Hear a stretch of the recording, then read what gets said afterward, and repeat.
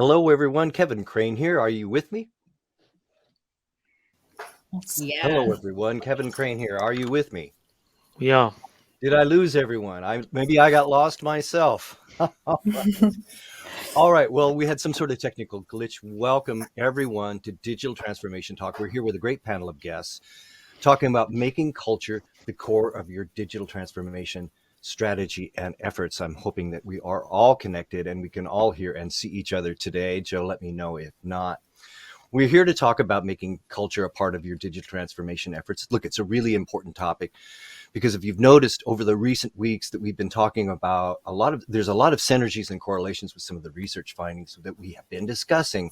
A few weeks ago, we explored the surprising findings from Deloitte, McKinsey, and others that somewhere between 70 and 95% of digital transformation initiatives fail to provide the desired value or fail altogether. I found this to be astonishing. Why such a high failure rate? Well, one of the reasons they all roll up to a lack of connectivity between people, technology, and business strategies.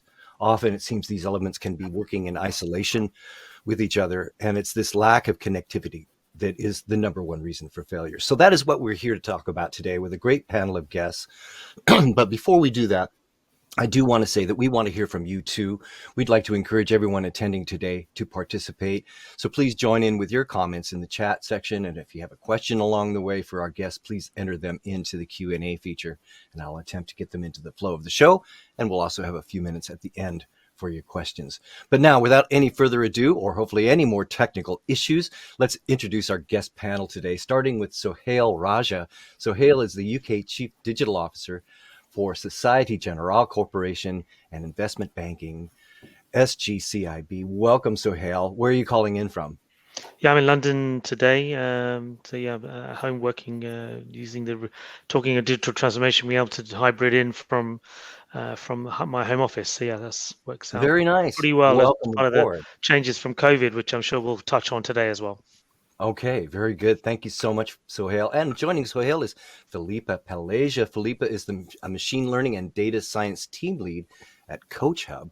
Welcome, Felipa. Where are you calling in from? I'm calling in from Brussels, Belgium.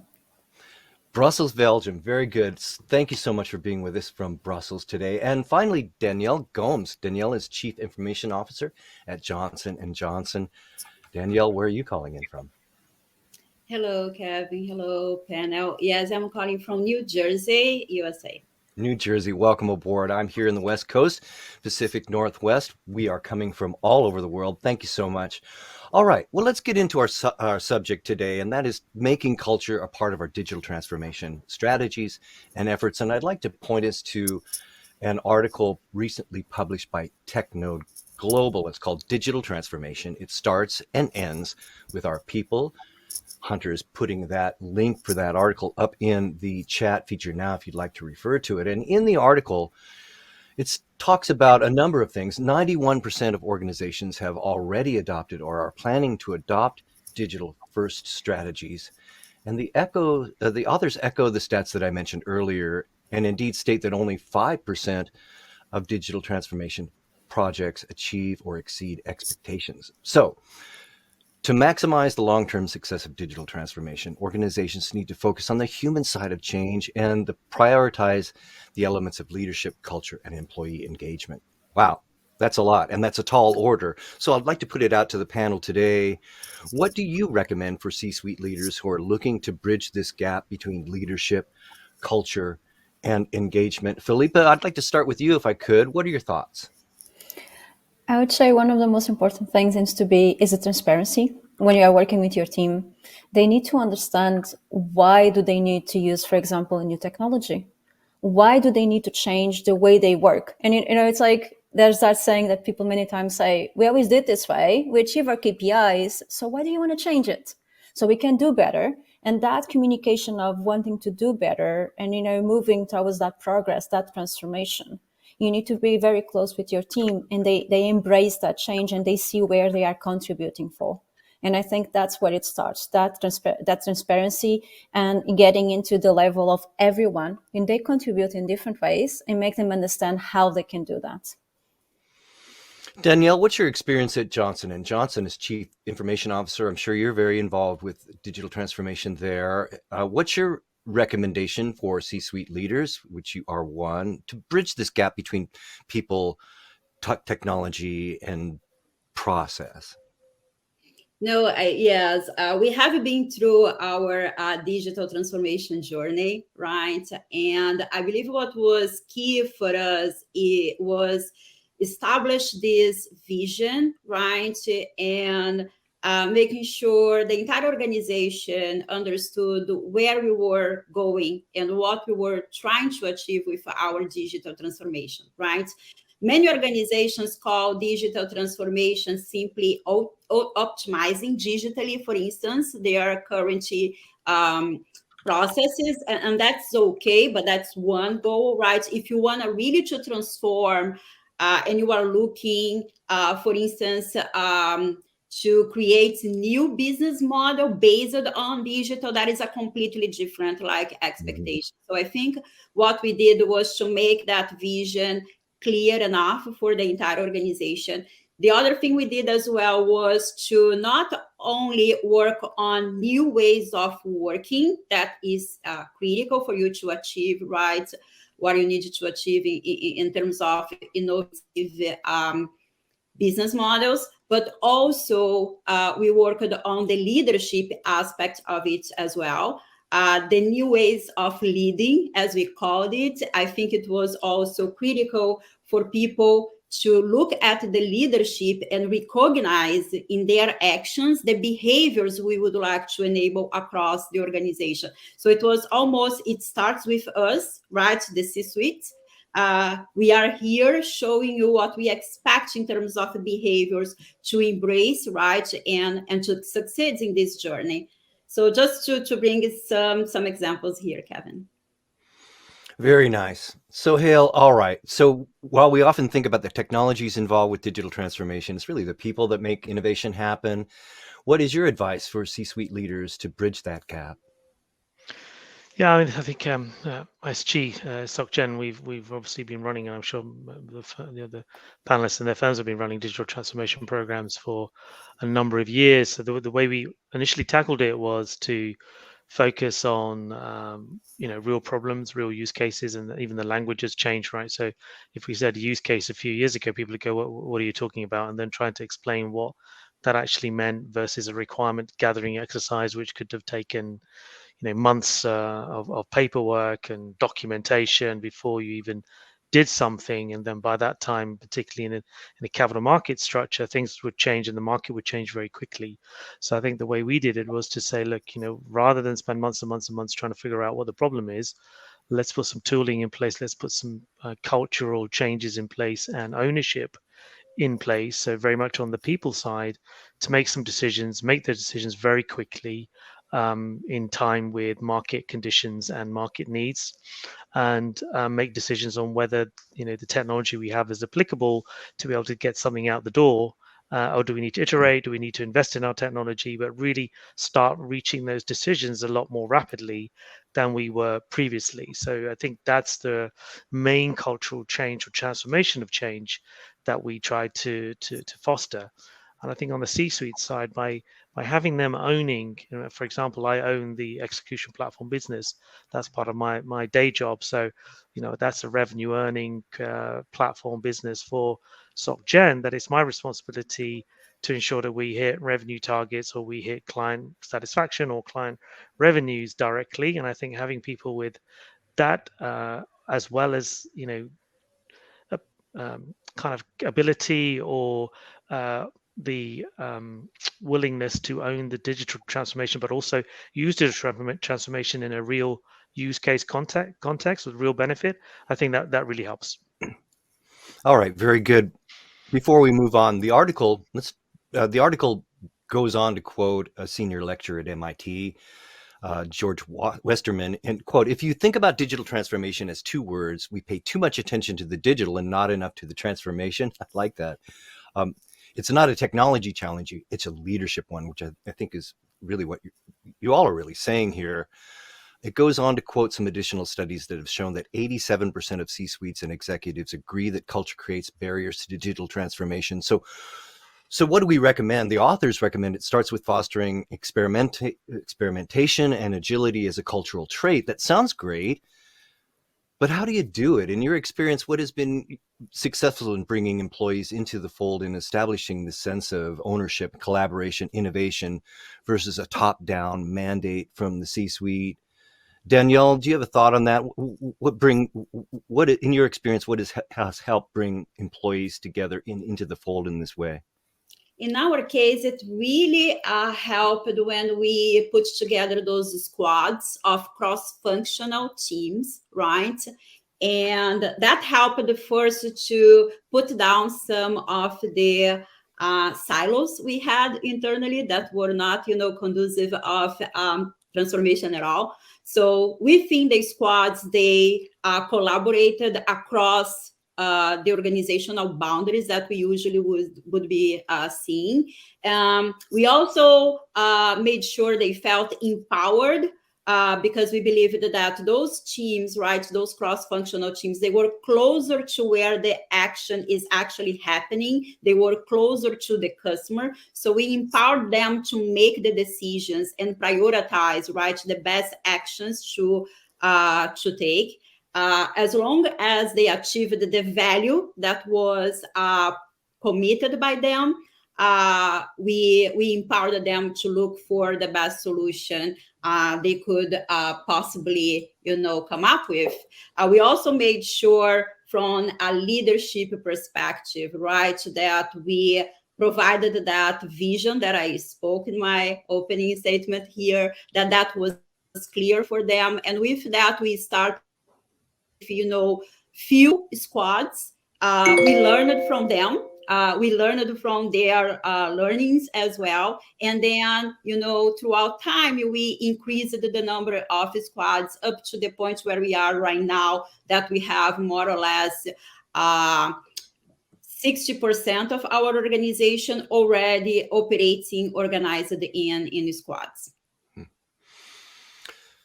So Felipe, what is your experience in what has been successful in bringing employees into this sense of ownership and collaboration and innovation?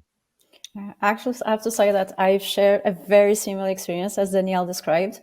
So just to kind of complement as well, because it is a very similar journey, I think also helps us better understand the different challenges we have across departments. So when you talk about cross collaboration, sometimes, if you think about the old way of working without the squads, you would have your own roadmap within your team, and you would deliver and you would achieve the goals, let's say, that you had in there, but it was disconnected in the sense that, as you are doing that, you discover challenge, you overcome those challenges, but you're not really communicating in the best way or in the speed that it needs to be happening, let's say, with the data engineering team that you are working with the product team that you're supposed to deliver that by the end of the project. So that allows you to understand their reality, and actually helps also the employees to feel more engaged across departments. So instead of saying, sometimes, oh, go and try to meet them, have, let's say, a coffee chat and actually naturally would happen because they would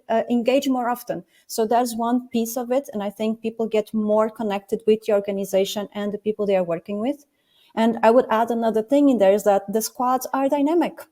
So you start with some people there, but if you feel the need of other colleagues, we bring them on. So it's not something like your team is closed down when you create the squad.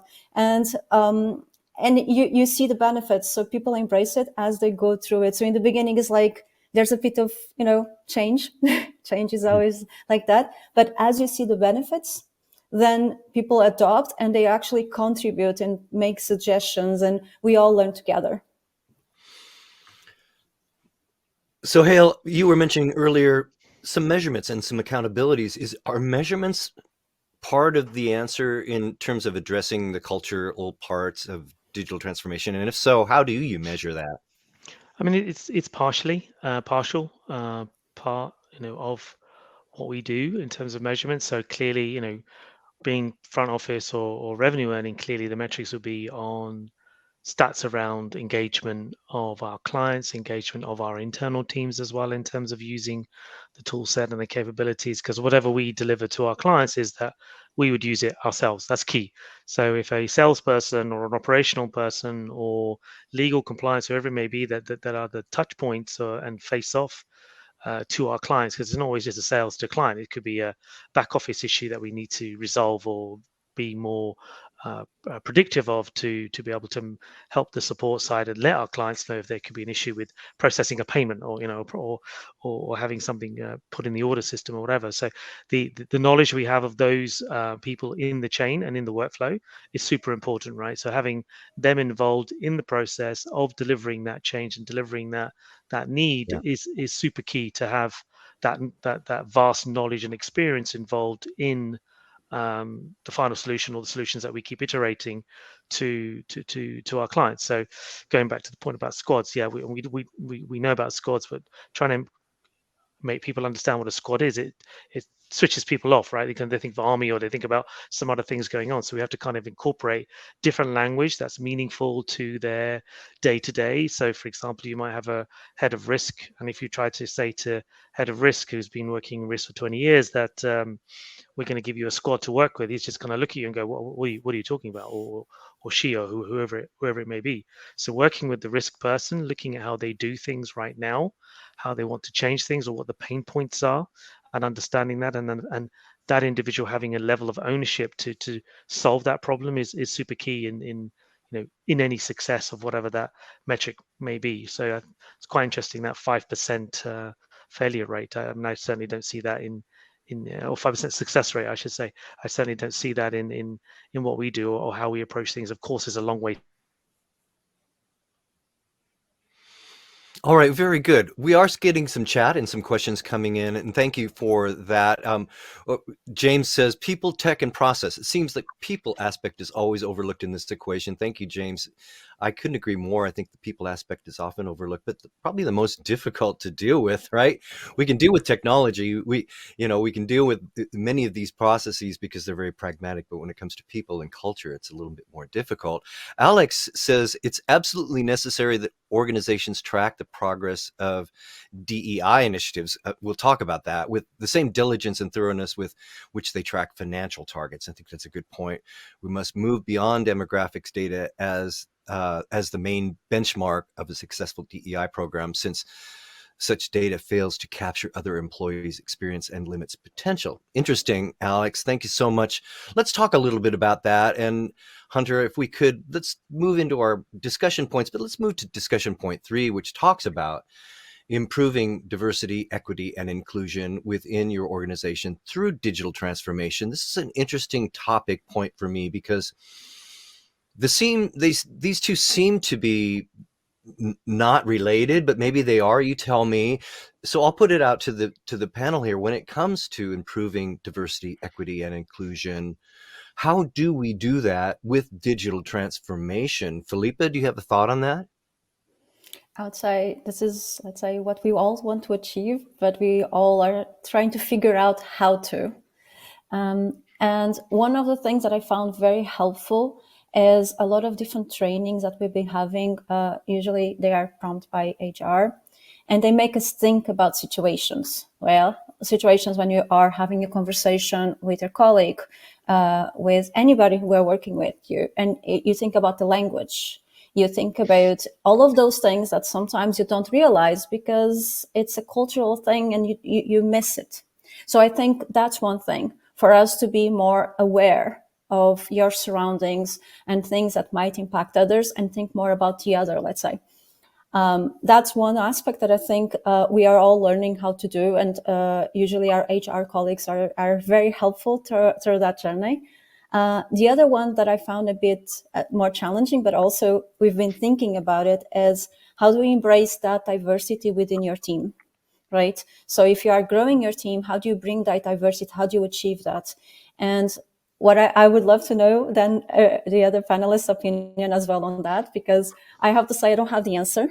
So it is very challenging, because you receive, like, you have, let's say, a job opening, and you receive different people coming into you, and And maybe you just don't want to know anything, right? Because you just want to have an impartial opinion. But on the other hand, you think about it, well, but what if I also want to bring that diversity? Should I take that into account or not? So for me, that's still an open question, and I don't really know how to handle it, but I think it's important for us to be aware of it.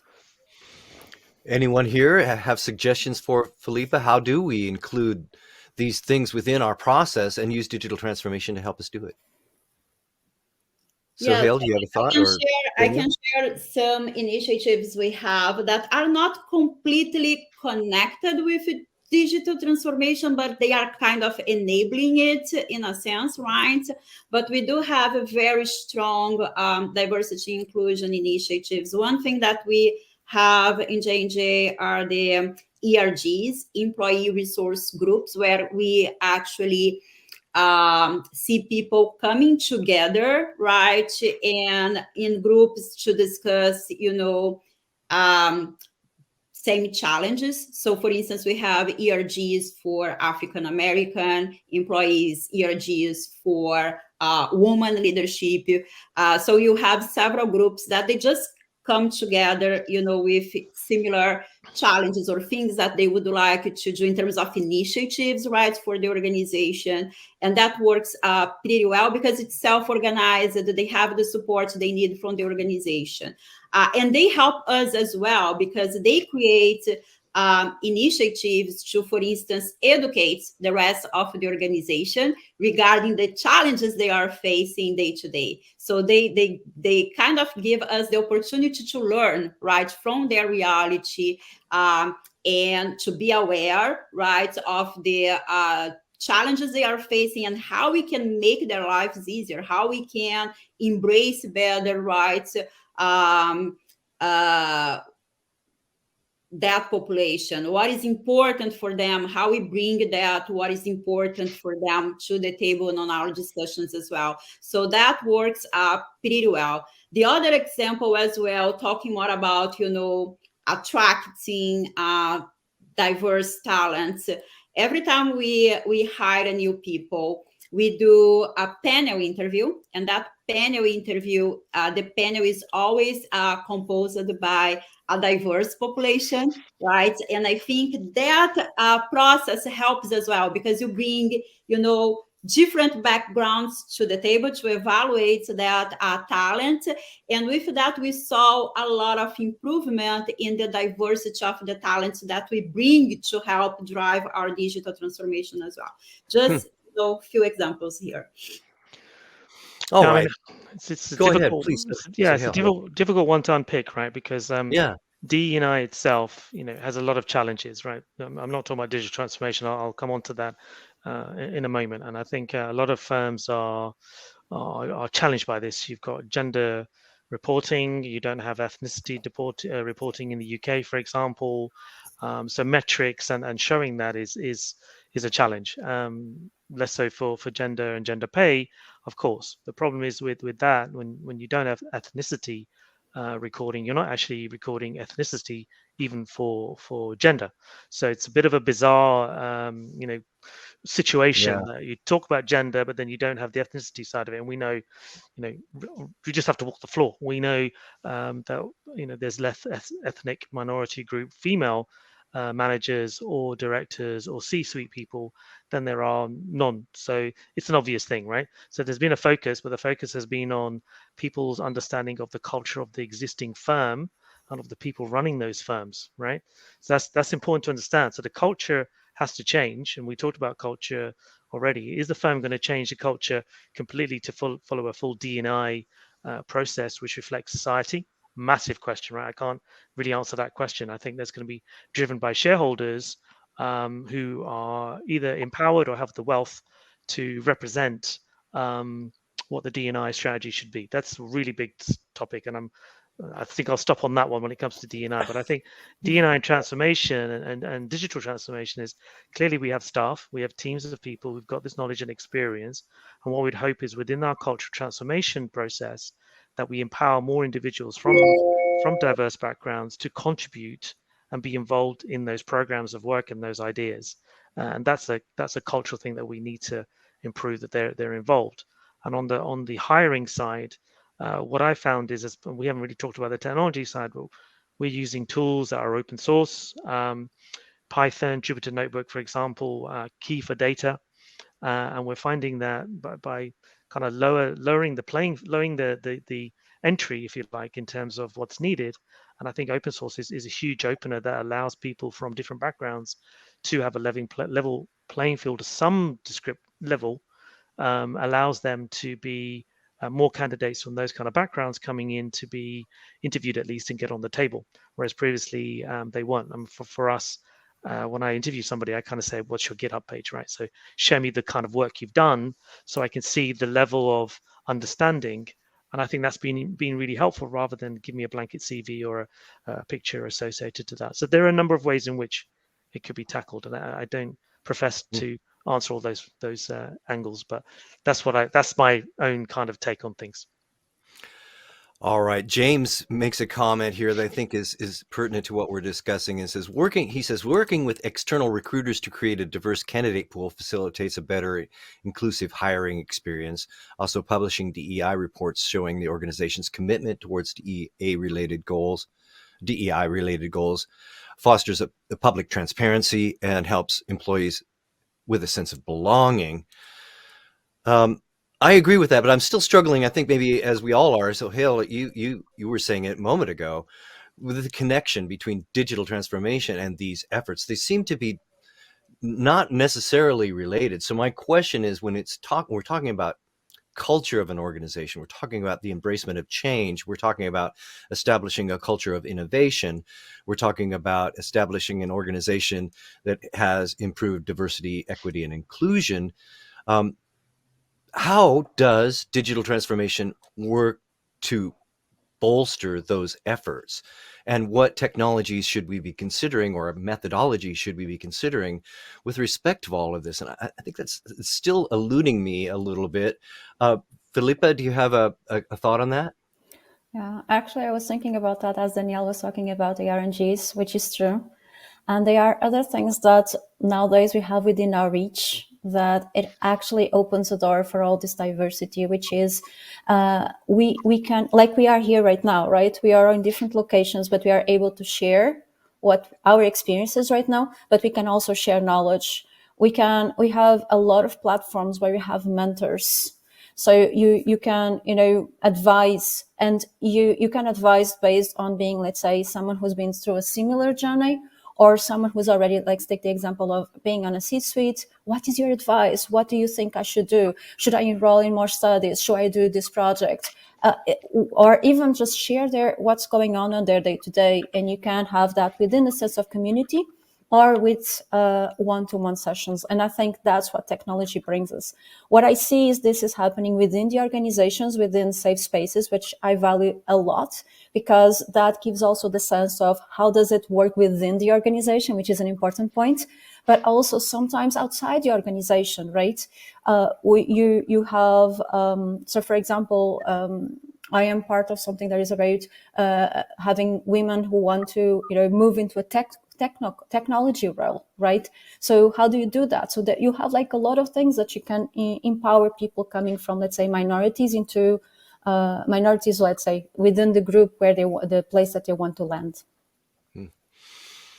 All right, Danielle, what's your thought on using digital transformation to improve things like diversity, equity, innovation, inclusion, buy-in, innovation, these human parts of organizational success, using digital transformation and technologies to do that?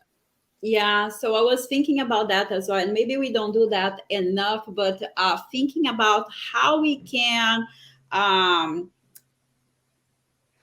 bring it together, metrics, right, that help we measure how we are progressing. So for instance, we have clear metrics for what we wanted to achieve with digital transformation. We could embed it in that, how we are accomplish that in terms of diversity, right? For instance, we spoke about the squads. How many product managers across the squads, we have looking at gender. What is the composition there, right? I think bringing visibility through metrics, how we are doing in terms of the composition of the teams, might be a good way for us to see, okay, we have opportunity to, when we are going to look for a talent here, we look for a talent that is going to help in terms of representation, right? To improve our metrics here. So just a thought. Quite honestly, we don't do that. We don't cross those two words today. What we look in terms of metrics for diversity is across the entire organization. We don't necessarily connect with the digital transformation efforts, but that might be a great opportunity how we could bring those things together and better measure it. Very good. We are here today with Danielle Gomes, Sohail Raja, and Filipa Paleja. We're talking about bringing culture, making culture part of your digital transformation effort. If you have any questions or comments, please feel free to enter them into the question and answer section of today's webinar. We'll be working to get your questions in here in just a minute. But now let's move on to our third discussion point today, and that is attracting and retaining top talent with the right skills to drive your digital transformation. This is an important topic, of course, because I think organizations everywhere are struggling to not only find but retain top talent today, and especially with the right skills to drive your digital transformation initiatives and the right skills to really be part of the culture that you're hoping to build in your organization.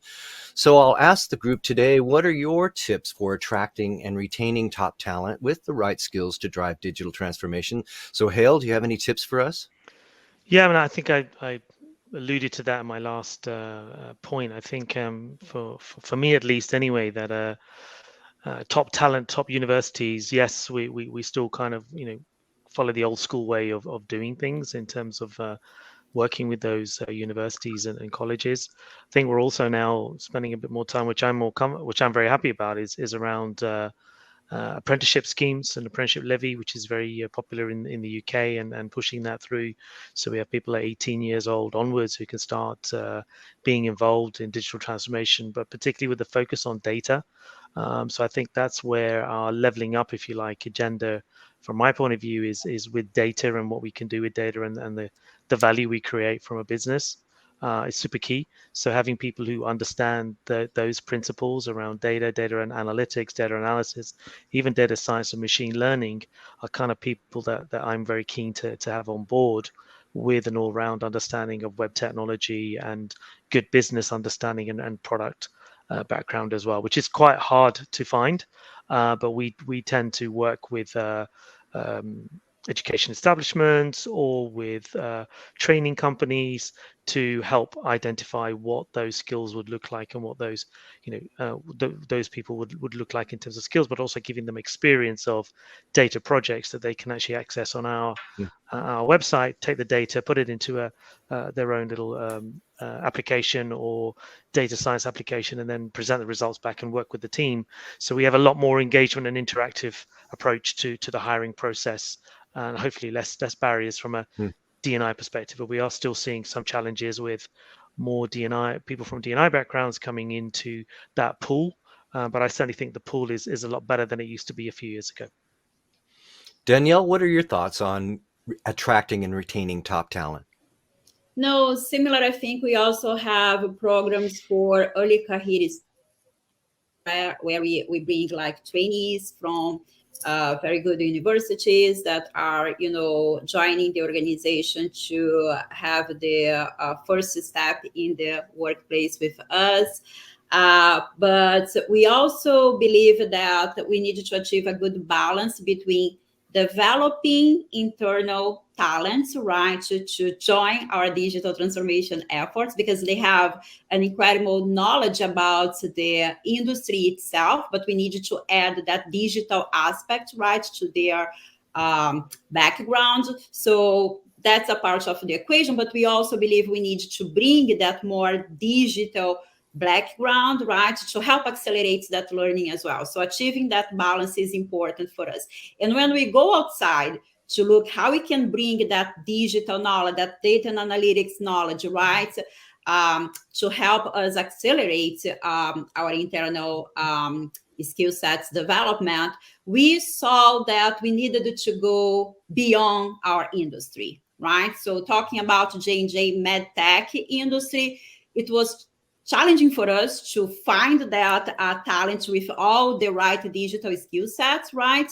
So we saw that if we went to the consumer goods industry, even financial industry, right, we would be able to bring more of that knowledge, and then pairing them with the internal industry knowledge we already have, right, we could achieve that good balance between industry and digital skill set. So that's what we have been doing.